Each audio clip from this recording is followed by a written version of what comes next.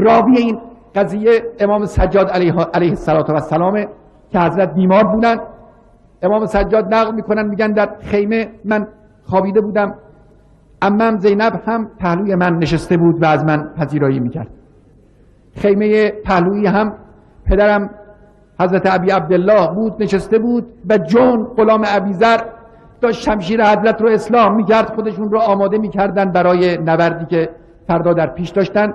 میگه یه وقت دیدم پدرم بنا کرد زمزمه کردن و یک اشعاری خوند که مضمون این اشعار این است که دنیا روگردان شده و عمر به انسان وفا نخواهد کرد و مرگ نزدیکه. یا دهر افن لک من خلیلی کم لک بالاشراق والاصیلی.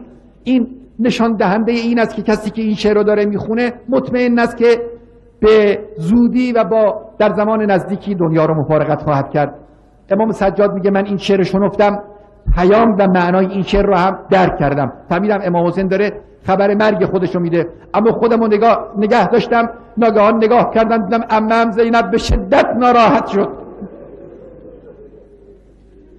درخواست رفت به خیمه برادر، گفت برادر جان میبینم خبر مرگ خودت رو میدی، ما تا به حال دلمون به تو خوش بود، وقتی پدرمون از دنیا رفت گفتیم برادرانمون هستن.